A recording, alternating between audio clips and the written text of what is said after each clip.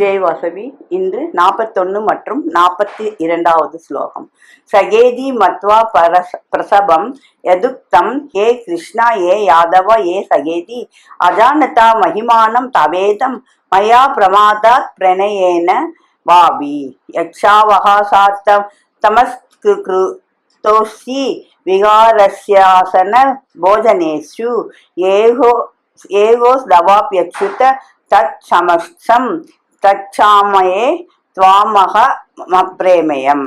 உமது பெருமையை அறியாது கவனமின்றி அன்பால் தோழன் என்று கருதி ஏ கிருஷ்ணா ஏ யாதவா ஏ கூட்டாளி என்று பணிவி நின்று எது பகரப்பட்டதோ அச்சுதா விளையாடிய பொழுதும் படுத்திருந்த பொழுதும் அமர்ந்திருந்த பொழுதும் உணவு அருந்துகையில் தனித்தோ பிறர் பார்வையிலோ இருந்த பொழுதும் ஏளனமாக எங்கனம் அவமதிக்கப்பட்டீரோ அதையெல்லாம் அளப்பிலோய் மன்னித்தருள்க.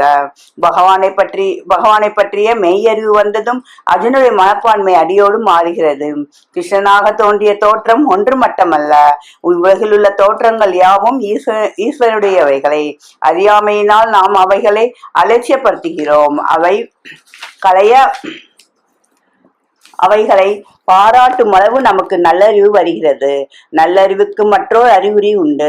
நம் அறிவு எவ்வளவு தெளிந்தது எனினும் நம் அறிவால் அவனை முழுதும் அளந்து விட முடியாது. வணக்கம் நிறைந்த இணக்கம் இறைவனிடத்தும் இறைவனது சிருஷ்டியின் கண்ணும் வைக்க கற்றுக்கொள்ளும் தல் வேண்டும். இதுவே தெளிவுபட்ட மனம் மாறுதல் ஆகிறது. அர்ஜுனன் கிருஷ்ணனிடம் மன்னிப்பு கேட்டுக்கொண்டதற்கு காரணம் யாது? விடை வருகிறது நாளை. நன்றி, வணக்கம். இப்படிக்கு லதா ஸ்வரூபம் விருத்தாச்சலம்.